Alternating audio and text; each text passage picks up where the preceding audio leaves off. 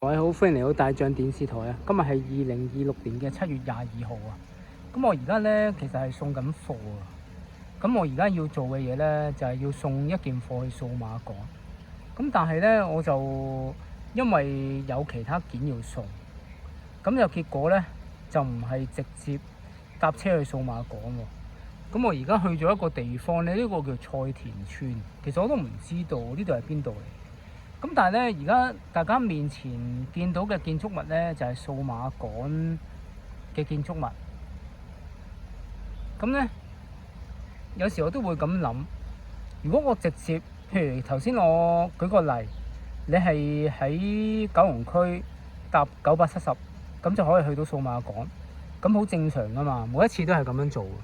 咁但係咧，如果我今次我係用咗其他方法，去咗一條唔同嘅路徑，揀咗一條同其他人唔同嘅路，咁咧我發覺你會發覺有啲恐懼，好似呢個地方我完全唔知呢條村係咩村，一啲好似好舊式嘅鄉村啦。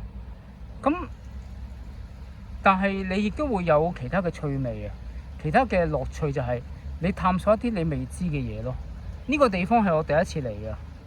我唔知我行落去係點樣，但我估我行落去咧就係會去到數碼港。其實我都係估嘅啫。咁你諗下，人生係咪都一樣呢？譬如好多人都話萬般皆下品，唯有讀書高。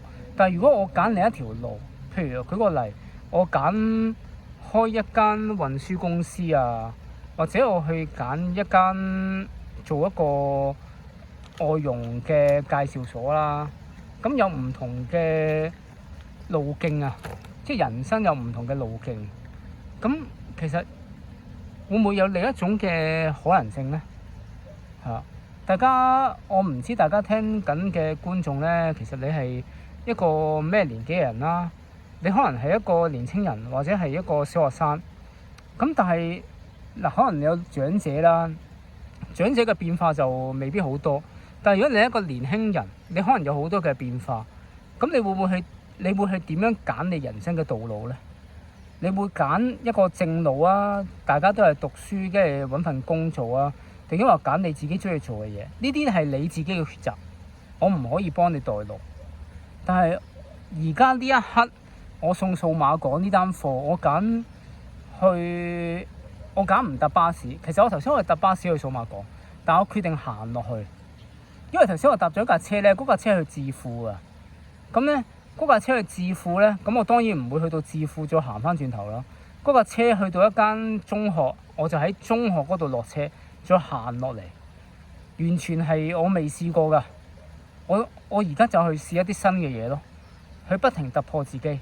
希望每一個聽眾，你哋無論咩年紀、咩嘅環境或者身份，你都可以試下突破下自己，做到更好嘅結果出嚟。多謝晒大家，拜拜，下次再見。